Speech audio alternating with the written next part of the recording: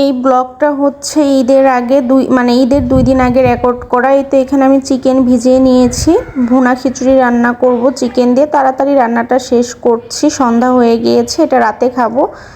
তাড়াতাড়ি রান্না শেষ করছি এর কারণে, যেহেতু ঈদের আর 2 দিন বাকি আছে, সেহেতু টুকটাক একটু বাজার করতে হবে। টুকটাক বাজার বলতে কি, শুকনা যে বাজারগুলো আছে না, সেগুলোই করতে হবে। এই বাজারগুলো আমি সাধারণত স্বপ্ন থেকেই করে থাকি। স্বপ্ন মিনা বাজার থেকে আমার সাধারণত বাজার করা হয়, আমার প্রিন্সে বাজার করা হয় না তেমন। কারণ কেন, প্রিন্স বাজারে তেমন কোনো ছাড় থাকে না, আমার কাছে ভালো লাগে না বরাবরই। আমার কাছে ভালো লাগে স্বপ্ন থেকে, ম্যাক্সিমাম টাইমে আমি কমফোর্ট ফিল করি স্বপ্ন থেকে বাজার করতে।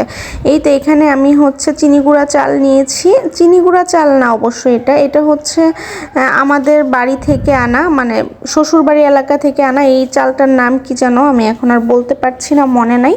সেই চাল দিয়ে, মুগের ডাল দিয়ে ভুনা খিচুড়ি রান্না করবো। যেহেতু ভুনা খিচুড়ি রান্না করবো, অবশ্যই মুগ ডাল তো লাগবেই, তাই না? ভুনা খিচুড়ির টেস্ট কিন্তু মুগ ডাল দিলে অনেক গুণ বাড়িয়ে দেয়। এই তো এখানে হচ্ছে আমি মশলা কষিয়ে নিয়েছি। মশলা কি মশলা দিয়ে কষিয়েছি এটা বলার কোনো দরকার নেই, অ্যাজ ইউজুয়াল যে মশলাগুলো থাকে সেই মশলাগুলো দিয়ে আমি সুন্দর মতো চিকেনটাকে কষিয়ে নিয়েছি। চিকেনগুলো একটু বড় বড় পিস ছিল, সেগুলো আমি ছোট ছোট পিস করে নিয়েছি। কারণ ভুনা খিচুড়ি রান্না করলে চিকেনের পিসগুলো ছোট ছোট করে নিলে আমার কাছে ভালো লাগে। এই তো আমি মশলার সাথে সুন্দর করে কষিয়ে নিচ্ছি। এই তো কষানো হয়ে গেছে, এখানে আমি চাল ভেজে নিচ্ছি। খিচুড়িটা যেহেতু আমি রাইস কুকারে বসাবো, সেহেতু আমি প্রথমেই একটা কড়াইয়ের মধ্যে তেল, হলুদ এবং যে মশলাগুলো দিতে হয় সেগুলো দিয়ে ভেজে নিয়েছি। চিকেনটাও একটা বক্সের মধ্যে তুলে নিয়েছি। এই তো খিচুড়ি বসিয়ে দিয়েছিলাম, খিচুড়ি কিন্তু হয়ে গিয়েছে প্রায়। এই পর্যায়ে আমি চিকেনটা দিয়ে দিলাম। অনেক সময় দেখা যায় চিকেন খিচুড়ি খেতে আমাদের কাছে ভালো লাগে না, মাংসর ভেতরে মশলা ঢুকে না, তাই না? যখন আমরা যখন খিচুড়ি বসাই তখনই যদি মাংসটা দিয়ে দিই, তাহলে মাংসের ভিতরে পানি ঢুকে যে মশলাটা আছে সেটা পানিটা ঢুকিয়ে মজাটা নষ্ট করে দেয়। মশলাটা যে ঢুকে ওটার টেস্ট নষ্ট করে দেয়। এর কারণে খিচুড়ি রান্না করার সময় সবসময় মাথায় রাখতে হবে, খিচুড়ি যখন হয়ে যাবে তার আগে মাংসটা মিক্সড করে দিতে হবে। এই তো এটা দেখছেন একটা আমের বক্স।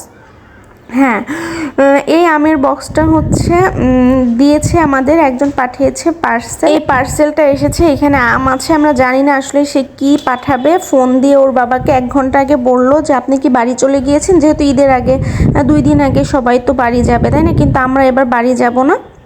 এখানে ফোন দিয়ে বললো যে আপনি কি বাড়ি যাবেন। পরে ওর বাবা বললো না, আমি বাড়ি যাব না। পরে বললো আচ্ছা ঠিক আছে, আপনার বাসার অ্যাড্রেসটা দেন, একটা পার্সেল পাঠাচ্ছি। তখন আসলে ভেবে নিয়েছিলাম হয়তো আমি পাঠাবে, যেহেতু আমার লিচুর দিন, আমি পাঠাবে ভাইয়াটা। এর কারণে দেখা যায় যে আমাদের ভেবে নেওয়াটাই ঠিক হলো। এই তো এখানে আম পাঠিয়েছে। আমগুলো এত মজা ছিল, ব্লগের মাঝখানে দেখতে পারবেন, কেটেছিলাম। অনেক মজা ছিল আসলে, আমগুলো অনেক মিষ্টি ছিল। আমরা যখন বাজার থেকে কিনে আনি তখন কিন্তু আমের নাম একটা বলে আর আমাদেরকে দেয় একটা। আর এইভাবে যদি অনলাইন থেকে পার্সেল আনা হয় বা কেউ আপনাকে ভালোবেসে পাঠায়, তখন কিন্তু সে ভালোটা দেওয়ারই ট্রাই করে, তাই না? এটাও আমাদের ভালোবেসে একজন পাঠিয়েছে, সে আমাদের ভালোটা দেওয়ারই ট্রাই করেছে। অনেক আম এখনও আছে, শুধু আম আর আম। এই আমগুলো খেয়ে না আমের প্রতি থেকে আমার উঠে গিয়েছে, আর খেতে ইচ্ছে করছে না। ফ্রিজে আম, খাটের নিচে আম, ঝুড়িতে আম, আসলে এত আম কিভাবে খাবো বলেন? মাত্র 3 জন মানুষ তো। আর আমার যে ফ্রেন্ড আছে, এই বাসায় আমার একটা ভাবির সাথে পরিচিত হয়েছে এবং কথা বলিয়ে যাওয়া আসা করি, সেই ভাবিটাও বাড়ি চলে গিয়েছে। বলেন এখন আমি কাকে দিব? দিয়েছি, তারপরে আমার বাসায় যে নিচে যে কেয়ারটেকার আছে তাকে দিয়েছি। মেয়ে তো মহা খুশি আমগুলো নিয়ে, দেখতেই পাবেন কি করে। এই তো কারণ আসলে খুশি হওয়ারই কথা, এতগুলো আম এবং বিশাল বড় বড়।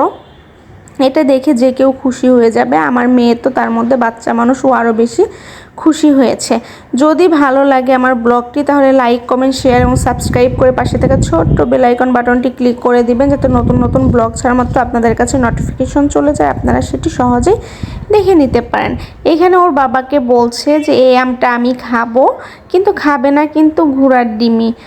কারণ ও আসলে তেমন বেশি খেতে চায় না, যে কোনো জিনিস হোক, ওর পছন্দের জিনিস হলেও একটু মুখে দিবে, তারপরে আর খাবে না। কিন্তু এই যে খুশিগুলো দেখেন, ভালো লাগে কিন্তু, তাই না?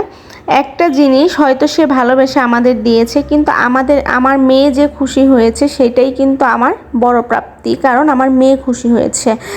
অনেক কারণে, আমার মেয়ের কারণে আমি অনেকের কাছ থেকে কষ্ট পেয়েছি, সেই কষ্টগুলো ভোলার না, সারা জীবন গেঁথে রাখবো। আমার মেয়ের সাথে খারাপ আচরণ বা বিভিন্নভাবেই কষ্ট পেয়েছি। এই যে যেমন ঈদে বাড়ি যায়নি, এটা কিন্তু বাড়ি যায় নাই কেন, বাড়ি আছে, সব কিছুই আছে, কেন গেলাম না? অবশ্যই কোনো কারণেই যায়নি। এগুলোর মধ্যে যারা আছেন বা এগুলোর সাথে যারা মিলিত আছেন, আসলে কি তাদের কি বলবো, কিন্তু এই ছোট বাচ্চা, আমার কিছু বলতে হবে না, ওইটা আমি কি বলবো, তাদের ভালো করুক, তাদের হেদায়েত দেখ, এইটুকুই বলবো, তাছাড়া আমার আর কিছু বলার নেই। এটা আসলে পাবলিক প্লেস, এটা অনেক কষ্ট আছে, যেমন বিশেষ করে সব কষ্ট মানুষের সাথে শেয়ার করা যায়, কিন্তু পারিবারিক যে কষ্টটা আছে ওটি কিন্তু মানুষের সাথে শেয়ার করা যায় না, ঠিক না? তেমন হয়েছে আমার ক্ষেত্রেও।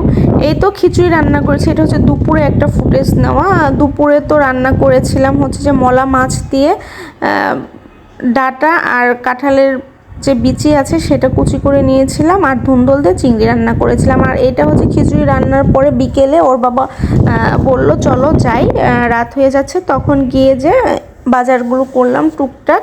এই তো এখানে টিস্যু এনেছি, সেমাই এনেছি, রাঁধুনি ফালুদা মিক্সড এনেছি। কোথায় ফালুদা মিক্সড ছিল না, ঘুরে ঘুরে অনেক ঘুরতে হয়েছে।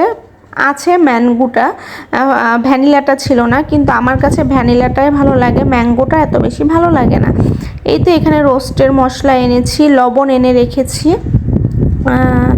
লবণ আসলে আছে তারপরে এনেছি। এখানে এনেছি বিরিয়ানি মিক্সড, কারণ রেডি বিরিয়ানি মিক্সড হলে কি হয়, যখন মন চায় তখন মাংস নামিয়ে তাড়াতাড়ি করে রান্না করা যায়। এখানে এনেছি জর্দা মিক্সড, জর্দাটা আসলে আমি রান্না করতে পারি নাই, কারণ ঈদের দিন ওর বাবার শরীরটা অনেক বেশি খারাপ ছিল। এটা হচ্ছে কোরমার মশলা, কারণ খারাপ ছিল, সেমাই আর পায়েস করেছিলাম, সেইটাই ওর বাবা খেতে পারেনি। আর হচ্ছে এখানে ওইটাকে আলু ভুকরা, বিট লবণ। আলু ভুকরাটা কিন্তু আপনি রোস্ট পোলাওয়ের মধ্যে দিলে একটু টক টক তো খেতে ভালো লাগে। আর এনেছি লাচ্ছা সেমাইটা, আমি লাচ্ছা সেমাইটা প্রাণ কোম্পানির এনেছি। এখানে রাঁধুনি জিরা গুঁড়া এনেছি, আর এনেছি ধনিয়া গুঁড়া, মানে টুকটাক যে মশলাগুলো লাগে, এইটুকুই হচ্ছে বাজার ঈদের আগের দিন আর কি, ঈদের আগে টুকটাক একটু বাজার, আর সব কিছু করা হয়েছে।